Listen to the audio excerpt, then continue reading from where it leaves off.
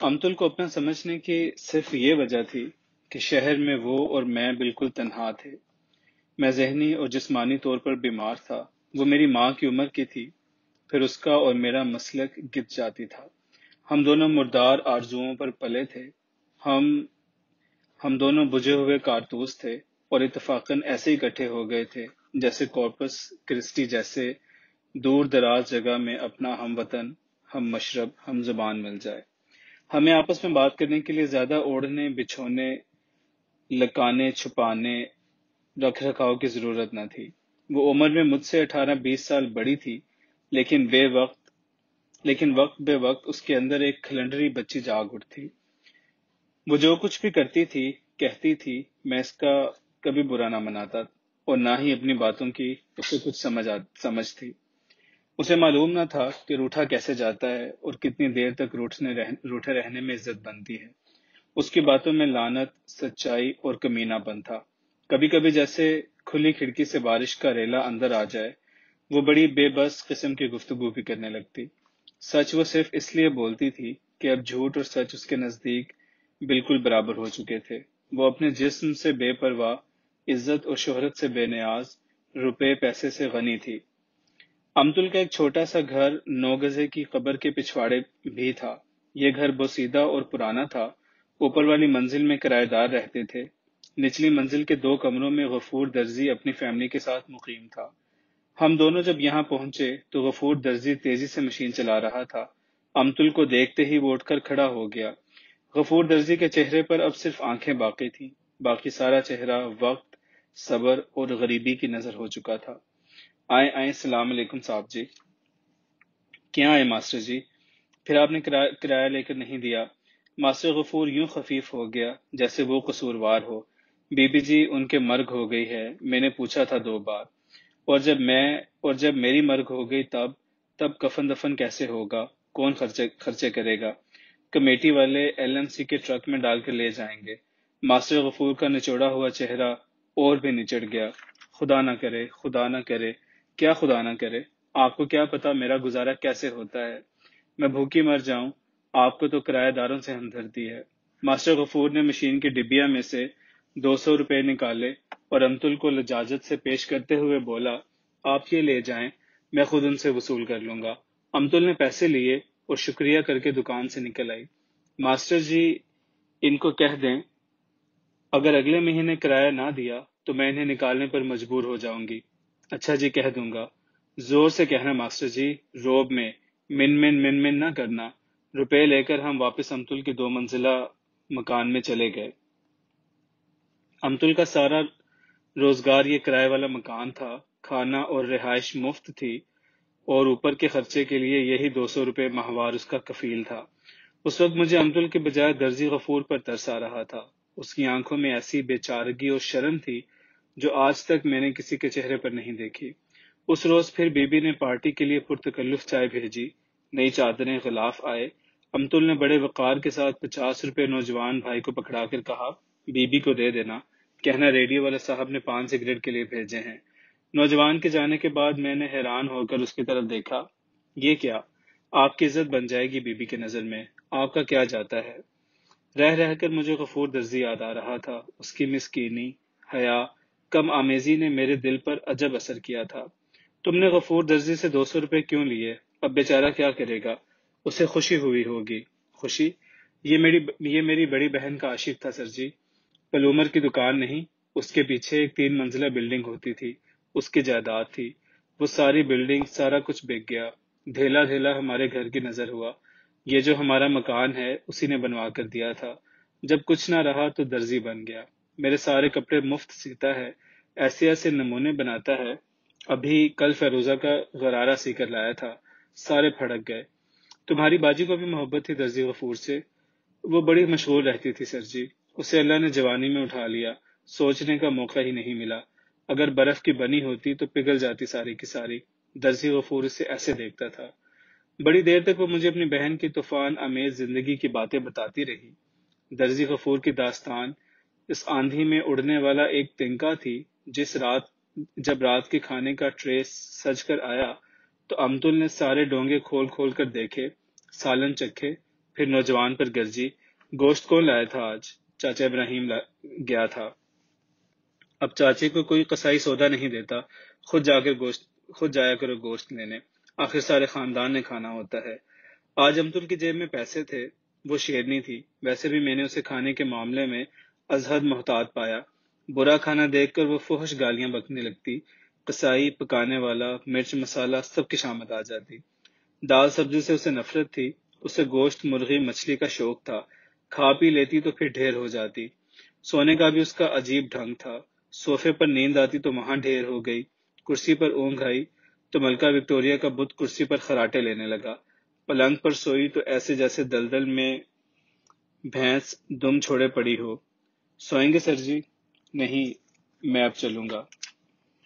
اچھا جی۔ کھانے کے بعد وہ بیٹھی نہ رہ سکتی تھی، آرام سے پلنگ پر دراز ہو گئی۔ آپ کے کون سے بیوی بچے روتے ہیں؟ سو جائیں یہیں۔ نہیں، چلتا ہوں امتل۔ امتل، کیا سوچ رہے ہیں آپ؟ میں غفور درزی کی گلی میں پھر رہا تھا، ایک لڑکی یاد آ رہی ہے، کالج میں پڑھتی تھی میرے ساتھ۔ پرانے وقتوں کو یاد نہیں کرتے سر جی، نئے دنوں میں گھن لگ جاتا ہے۔ میں چپ ہو گیا، وہ ہنسنے لگی۔ اس کی ہنسی میں کوئی ایسی چیز تھی جو بکھرنے کی طرف مائل تھی۔ سر جی، ہر انسان کے انجن کو چلانے کے لیے خاص قسم کا پیٹرول چاہیے۔ جب تک یہ پیٹرول گاڑی میں ہو، گاڑی چلتی ہے۔ انسان کا سلف چاہے چلے نہ چلے، دھکے دے کر گاڑی چل پڑتی ہے، کنڈم نہیں ہوتی۔ میں نے حیرانی سے اس کی طرف دیکھا۔ وہ تکیے پر کوہنی ٹکائے، اس پر اپنا سر جمائے نیند دراز تھی۔ عورت کا ایندھن مامتا ہے، صبر ہے، آنسو ہے۔ جب تک شودی رو سکتی ہے، جیتی رہتی ہے۔ اور مرد کے اندر کام کا پیٹرول چلتا ہے، کام نہ ہو یا کام رہے تو اس کا سلف چاہے بیکار ہو جائے چلتا رہے گا۔ عجیب بات ہے، اب کبھی میں روتی نہیں، آنسو ہی نہیں آتے۔ کبھی کبھی خیال آتا ہے یہ میرے آخری دن نہ ہو۔ اس کی خشک آنکھوں میں خشک آنسو تھے۔ درزی غفور جیسا کوئی ہنر آتا تو رزق حلال ہی کھاتی۔ اب تو سارا جسم بوجھ بنا رہتا ہے دل پر، کہاں سے اتنا ایندھن لاؤں اس کا دوزخ بھرنے کو۔ کبھی ماں کو بے وقوف بناتی ہوں، کبھی فیروزہ کو، لیکن کب تک یہ حرام رزق، کب تک؟ یہ میرے پاس اس وقت 150 روپیہ ہے امتل۔ یہ میرے پاس اس وقت 150 روپیہ ہے امتل۔ میں نے لجاجت سے اس کے تکیے پر پیسے رکھ کر کہا، نہ سر جی، ابھی نہیں، ابھی ہیں میرے پاس، یہ دیکھیے۔ رکھ لو امتل، کام آئیں گے۔ وہ ہنس دی۔ ابھی تھوڑی دیر کے لیے میں نیک بننے لگی تھی۔ شکریہ سر جی، میرے لہو میں تو ایک بوند بھی حلال کی نہیں۔ مجھے ڈر کیا۔ پیسے لے کر اس نے اپنی باڈس میں ڈال لیے اور میری طرف کمر کر لی۔ جس وقت میں اس کے کمرے سے نکلا، مجھے شبہ ہوا کہ وہ رو رہی ہے۔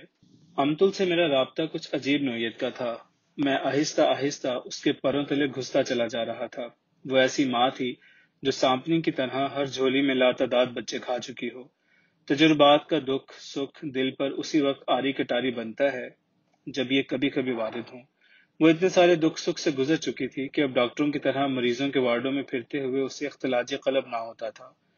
امتل کے ساتھ رہنے میں ایک خاص آرام یہ تھا، وہ کچھ نہ مانگتی تھی، نہ جسمانی تعلق، نہ روحانی محبت، نہ روپیہ پیسہ، نہ شہرت، نہ تعریف۔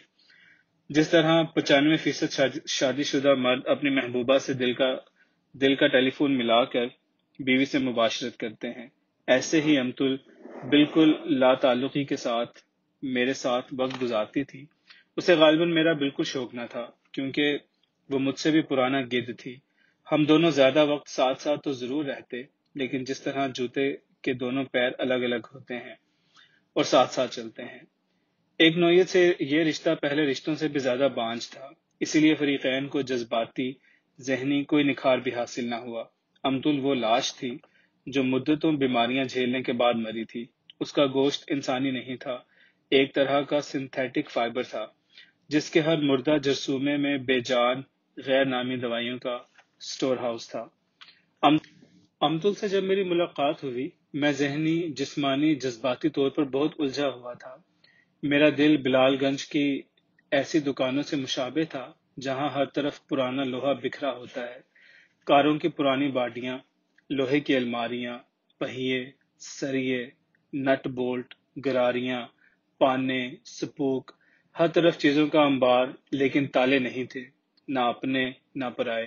بارش، جھکڑ، آندھی میں یہ سامان باہر صرف اس امید پر پڑا رہتا کہ کبھی شہر والوں کو کسی پرانے پرزے کی ضرورت ہوگی تو وہ اسے یہاں سے خرید کر اپنی نئی کار، موٹر سائیکل پر یا پرنٹنگ مشین میں لگا لیں گے۔ امتل سے ملنے کے بعد میں پہلے سے کم تھوکنے لگا تھا۔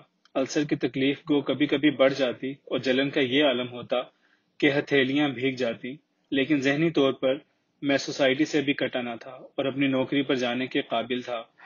وڈرال کے لیے لمحے عموماً راتوں کو آتے، جب میں چلتا چلتا عابدہ اور سیمی سے گزرتا گزرتا چندرا میں جا کر وہاں کی گلیوں میں گھومنے لگتا۔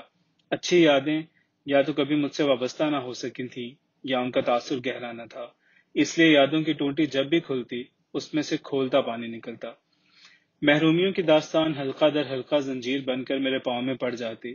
مجھے ان یادوں سے نفرت تھی اور میری پوری کوشش رہتی کہ میں اپنا وقت یا تو کارآمد کاموں میں گزاروں یا پھر امتل کی صحبت میں، جس کے ساتھ وقت نہ بیکار تھا نہ کارآمد، صرف گزرتا چلا جاتا تھا۔ مرد اور عورت کے رابطے کئی بار خود ان کی سمجھ میں نہیں آتے اور سارا شہر ان کی نوعیت سے واقف ہوتا ہے۔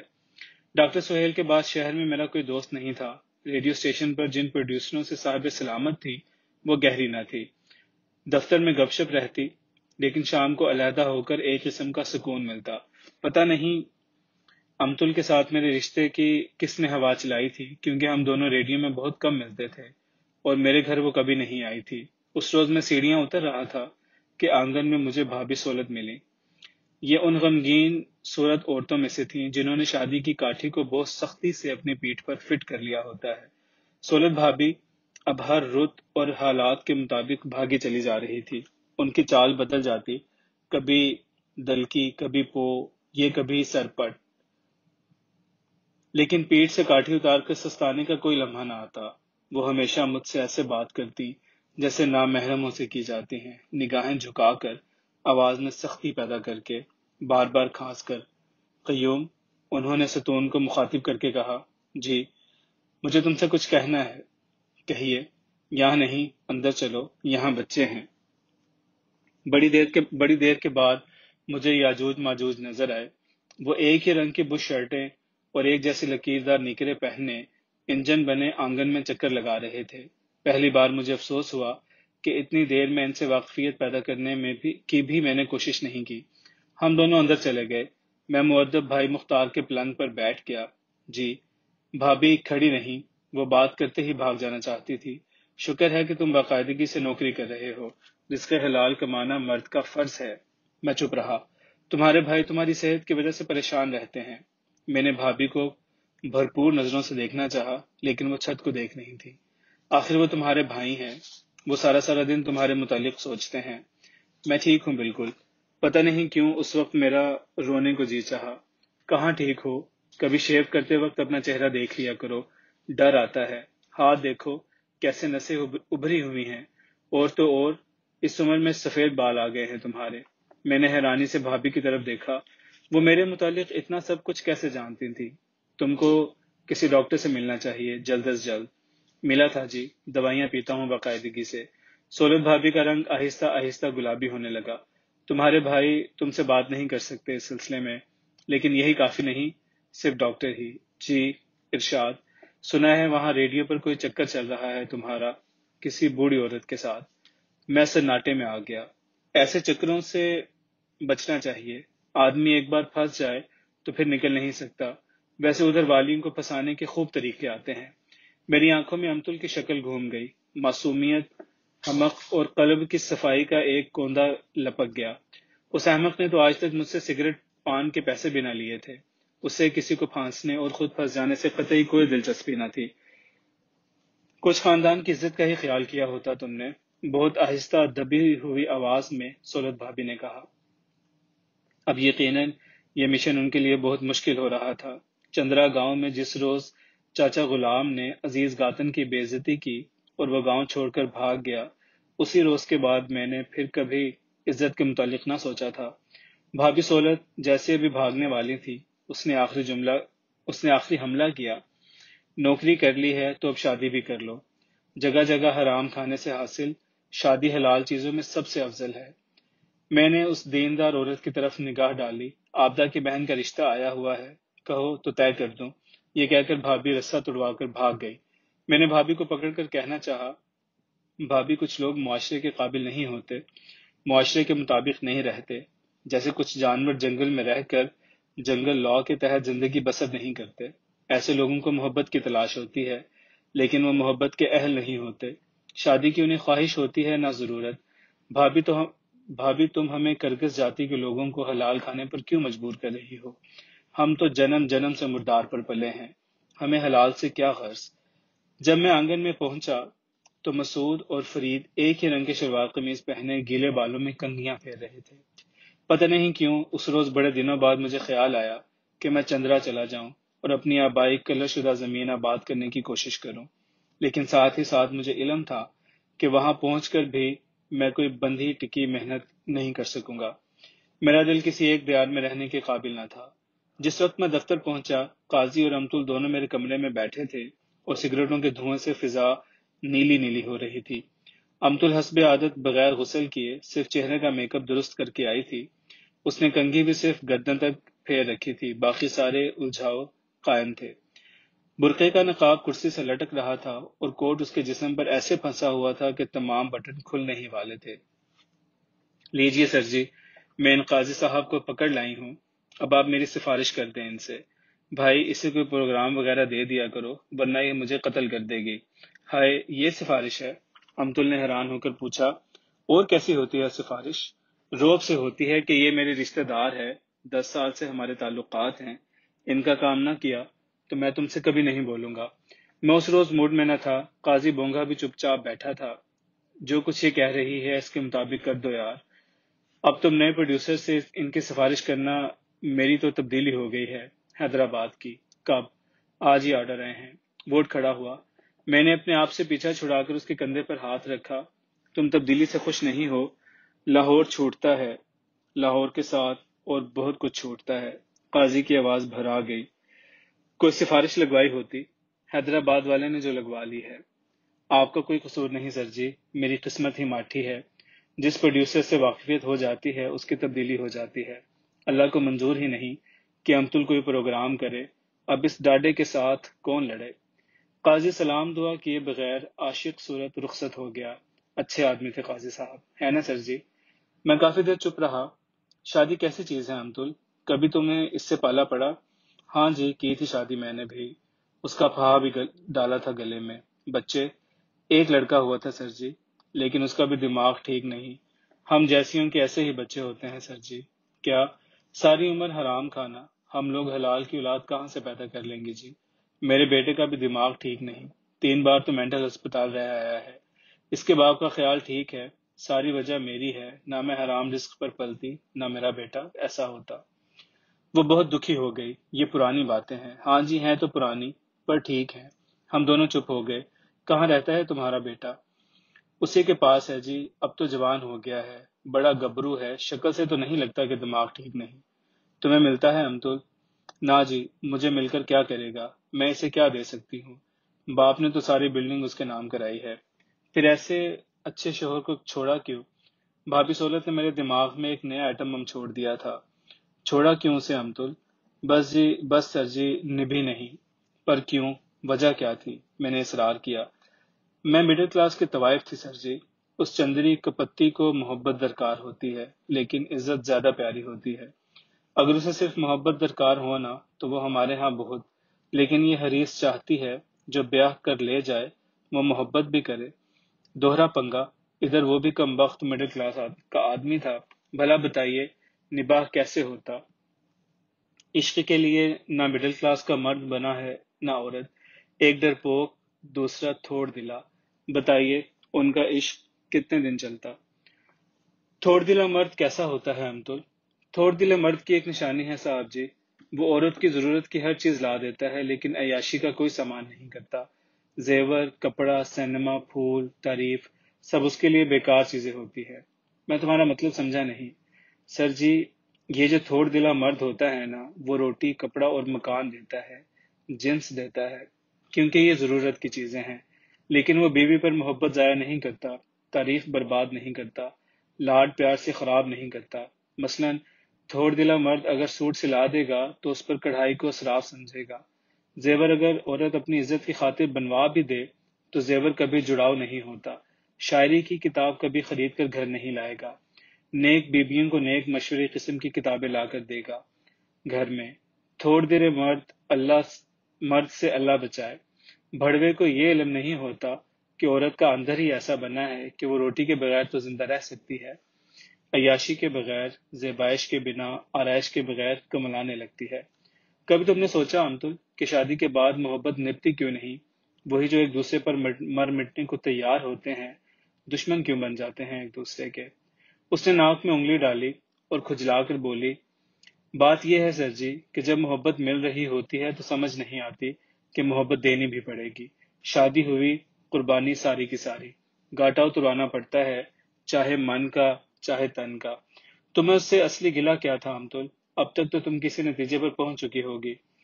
اس کا بھی قصور نہیں تھا کچھ ایسا، بس جی اس کا دل چاہتا تھا کہ میں شریف عورتوں کی طرح بھانڈے مانج کر، بچے پال کر، بڑوں کی عزت کر کے، چھوٹوں کی گستاخیاں سہ کر اس کے گھر میں گزارا کروں اور ثابت کروں سب پر کہ بازار والیاں شرافت میں کسی سے کم نہیں ہوتی۔ چونکہ میں شریف تھی اس لیے مجھے ڈراموں سے نفرت تھی۔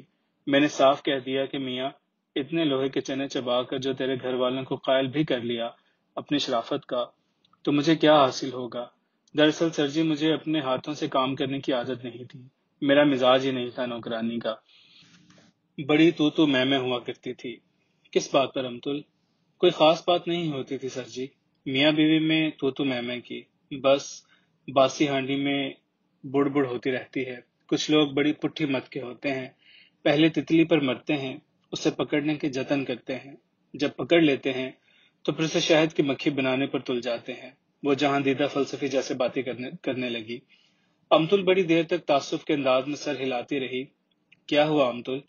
اپنا نقشہ یاد آ رہا ہے سر جی، چہرے پر چھائیاں، کھردرے ہاتھ، بوائیاں پھٹی ہوئی، ہونٹوں پر لکیریں، یہ سب کس لیے کہ کچھ گمنام سے لوگ کہیں کہ آئی تو بازار سے ہے لیکن شریفوں کو مات کر دیا۔ ہٹ تیری، اتنی سی تعریف سننے کے لیے آدمی ساری عمر لاش بنا رہے، نہ زردہ ڈال کر پان کھائے، نہ سر میں مہندی لگائے، نہ نقلی بارڈس پہنے، اور سنے کیا ہر وقت بازار سے بھاگ کر آئی ہے، ہیرا منڈی سے اٹھ کر آئی ہے۔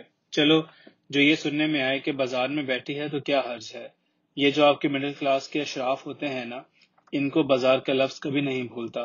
تعریف بھی کریں گے تو آپ کی اوقات آپ کو یاد دلا کر۔ سر جی خود انصاف کریں، جب بازار کا لفظ پیچھے سے اترنا ہی نہیں تو وہاں سے چھٹکارا حاصل کرنے سے فائدہ؟ تمہیں وہ اچھا نہیں لگتا تھا؟ سگریٹ کا لمبا کش لگا کر وہ بولی، لگتا تھا جی، کبھی کبھی تو بہت لگتا تھا، پر وہ سارا وقت مجھے ماڈل عورت بنا کر خاندان کے سامنے پیش کرنے میں لگا رہتا تھا۔ بیچارہ، ہائے ہائے، اس نے بڑے دکھ اٹھائے، لیکن کیا کرتی سر جی، اسے میری کمزوریوں، غموں، غلطیوں سے کوئی سروکار نہ تھا، یا یوں سمجھیے آپ کے وہ معاف کرنا نہیں جانتا تھا۔ ہر جگہ، ہر محفل میں، ہر وقت اسے ایک ہی شو مارنی آتی تھی کہ دیکھو میں کتنا نیک ہوں، میری وجہ سے ایک بازاری عورت تائب ہوئی ہے۔ اسے میرے تائب ہونے کی خوشی نہ تھی، اپنا بت اونچا کرنے کی فکر تھی ہر وقت۔ چلیے سر جی، محبت کی خاطر تو آدمی سولی پر چڑھتا رہے، مرتا رہے، کھپتا رہے، پر کسی کے انا کو موٹا کرنے کے لیے کوئی کب تک اپنی جان مارے؟ اسے تو پیار ہوگا تم سے انتل، جس نے معاشرے سے ٹکر لی، گھر والوں کے سامنے کھڑا ہوا، اسے پیار تو ہوگا تم سے۔